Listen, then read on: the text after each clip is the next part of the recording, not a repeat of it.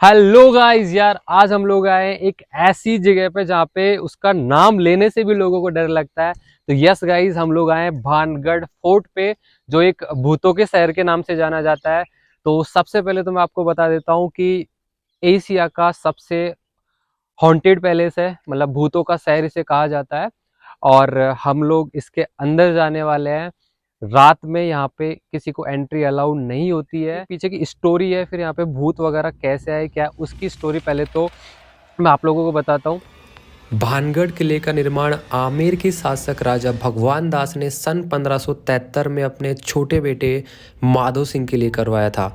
उस समय ये किला बहुत खुशहाल हुआ करता था, लेकिन अचानक से एक ऐसी अनहोनी हुई कि इस किले की खुशियाँ हमेशा के लिए ख़त्म हो गई और खूबसूरत नज़र आने वाला ये किला एक भूतहा जगह में बदल गया। लोगों के मन में इस किले के लिए एक ऐसा खौफ बैठ गया कि लोगों ने इस किले को छोड़ना शुरू कर दिया, जिसका नतीजा ये हुआ कि किला और इसके आसपास का इलाका पूरी तरह से वीरान हो गया। यहाँ तक कि आज भी ये किला सैकड़ों सालों से वीरान पड़ा है, जो कि दिखने में बहुत खौफनाक नज़र आता है। इस किले के बारे में लोग ये भी बताते हैं कि इस किले से लोगों के चीखने चिल्लाने की आवाज़ें आती है, रोने और घुंघरू की आवाज़ें आती है। साथ ही ये भी दावा करते हैं कि जो भी रात में इस किले में गया है वो कभी भी लौट कर वापस नहीं आया, और यही वजह है कि लोग दिन में भी इस किले में जाने से डरते हैं। अब ऐसे में सवाल तो मन में ज़रूर आता है कि आखिर इस किले में ऐसा क्या हुआ था जो ये जगह एक शापित और भूतहा जगह में बदल गई। असल में इस किले के हॉन्टेड होने के पीछे एक कहानी है, और वो कहानी है राजकुमारी रत्नावती की। जब इस किले का निर्माण करवाया गया था, तब यहाँ एक राजकुमारी रहती थी, उनका नेम रत्नावती था और वो बहुत ही ज़्यादा खूबसूरत थी। उस समय राजकुमारी रत्नावती की उम्र 18 साल थी और उनकी खूबसूरती की चर्चाएं दूर दूर तक हुआ करती थी। उनकी सुंदरता की वजह से ही बहुत से अलग अलग सियासत के राजकुमार उनसे शादी करने की इच्छा रखते थे, जिसके चलते अक्सर राजकुमारी रत्नावती के शादी के रिश्ते आते रहते थे, लेकिन राजकुमारी ने किसी भी प्रस्ताव को स्वीकार नहीं किया था।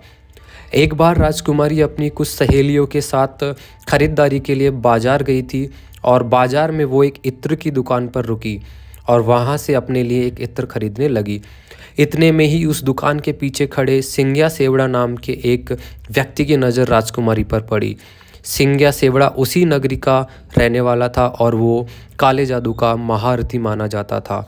राजकुमारी की सुंदरता को देखते सिंग्या सेवड़ा उन पे पूरी तरह से फिदा हो गया था, और वो टकटकी लगाने लगा, राजकुमारी को घूरने लगा, और उसी पल उसने अपने मन में ये तय कर लिया कि वो राजकुमारी को किसी भी कीमत पर हासिल करके रहेगा। अब क्योंकि वो तंत्र मंत्र और काला जादू जानता था, इसीलिए उसने राजकुमारी के पसंद किए हुए इत्र की बोतल में से एक बोतल उठाई और उस बोतल पर कुछ तंत्र मंत्र करके उस बोतल को धीरे से उसी जगह पे रख दिया। वो अपने तंत्र मंत्र की दम से राजकुमारी को अपने बस में करना चाहता था, और उसका ये प्लान काफ़ी हद तक सफल भी हो गया था, क्योंकि राजकुमारी ने उसे इत्र के साथ छेड़छाड़ करते हुए नहीं देखा था। फिर राजकुमारी इत्र की शीशी लेकर किले की तरफ वापस जाने लगी। तभी सिंग्या सेवड़ा राजकुमारी का पीछा करने लगा। तभी राजकुमारी की एक सहेली ने राजकुमारी को बताया कि एक आदमी ने इत्र की बोतल पर कुछ जादू किया हुआ है। असल में राजकुमारी की उस सहेली ने सिंग्या सेवड़ा को इत्र की शीशी पर काला जादू करते हुए देख लिया था, लेकिन वो डर की वजह से दुकान में कुछ भी नहीं बोल पाई थी। अब राजकुमारी को जैसे ही वो बात पता चली, राजकुमारी ने उस इत्र की शीशी को रास्ते में पड़े एक पत्थर में दे मारी। पत्थर पर पड़ते ही वो शीशी टूट गई और सारा इत्र उस जगह पर बिखर गया, और इस तरह से इत्र पर किया गया काला जादू उस पत्थर में आ गया। इसके बाद से वो पत्थर खुद बे खुद लुढ़कते हुए सिंग्या सेवड़ा की तरफ आ गया। दरअसल सिंग्या सेवड़ा ने उस इत्र पर ऐसा जादू किया था कि जो भी कोई उस इत्र को लगाता वो खुद अपनी आप सिंग्या सेवड़ा की तरफ खींचा चला आता।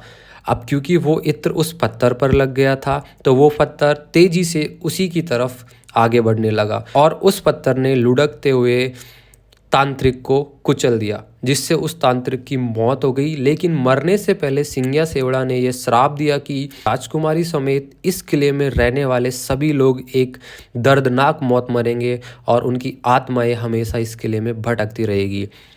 इस हादसे के बाद भानगढ़ और उसके करीबी राज्य अजबगढ़ के बीच में युद्ध छिड़ गया था। और दोस्तों, अजबगढ़ की सेना बहुत ही शक्तिशाली थी, जिसके चलते उनके सिपाही भानगढ़ किले में घुस गए और किले में मौजूद हर एक व्यक्ति, महिला और बच्चों को मार दिया, जिसमें राजकुमारी रत्नावती भी नहीं बच पाई थी।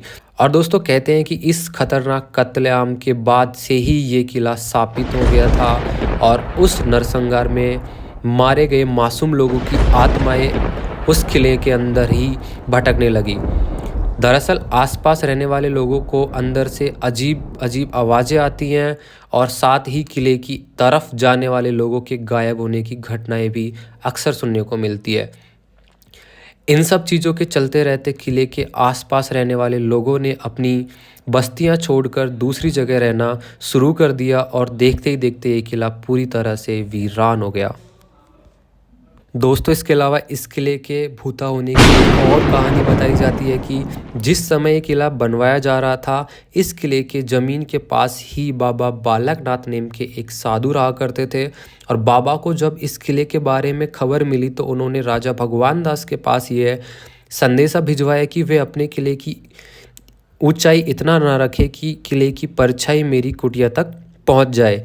लेकिन राजा भगवान दास ने साधु की बात को सीरियस नहीं लिया। जब ये किला बन के तैयार हुआ तो उस किले की परछाई उस कुटिया तक पहुंच गई और उस परछाई को देखकर बाबा क्रोधित हो गए और गुस्से में उन्होंने श्राप दिया कि भानगढ़ पूरी तरह से तबाह हो जाएगा। और बहुत से लोग आज भी यही मानते हैं कि भानगढ़ किले की ये हालत बाबा बालकनाथ के उसी श्राप से हुई है। तो यार, ये थी यहाँ की स्टोरी। हम लोग जाने वाले हैं रात के अंदर भानगढ़ फोर्ट के अंदर, क्योंकि आज तक यूट्यूब की स्ट्रीम में किसी भी यूट्यूबर ने ये करके नहीं दिखाया होगा कि भानगढ़ फोर्ट में तुम रात के टाइम पे जा रहे हो एंड वहाँ पे पूरा फुल नाइट सरवाइव कर पा रहे हो नहीं कर पा रहे। हमें नहीं पता गाइस कि हम लोग सरवाइव कर पाएंगे या नहीं कर पाएंगे रात में, लेकिन फिर भी हम लोग जाएंगे। मेरी टीम मेरे साथ खड़ी है तो मेरे को इतनी टेंशन नहीं है। हम 4 लोग आए, आई डोंट नो हम वहाँ से वापस आ पाएंगे या नहीं। डर मुझे भी बहुत लग रहा है, लेकिन गाइस ये करना पड़ेगा। मेन गेट पे हमेशा गार्ड्स होते हैं तो एंट्री वगैरह नहीं मिलेगी, तो जंगल के रास्ते से इस फोर्ट के अंदर एंट्री लेनी है। और अभी हम दिन में थोड़ा जल्दी इसलिए आ गए ताकि हम लोग फोर्ट के आसपास के रास्ते पता कर ले एंड कहाँ से हमें अंदर घुसना है, तो वो चीज़ हम पता करेंगे, देन रात में आएंगे फोर्ट के अंदर। बस फिर क्या था, हम चारों लोगों ने ठान लिया था किले के अंदर जाना और हम लोग निकल पड़े बिना हमारे अंजाम की परवाह करे बिना। सीधा किले में अंदर घुसते रहे, आगे बढ़ते रहे। डर भी था, खौफ भी था, बट हम लोग आगे बढ़ते चले गए। आपको जला के आपको जला के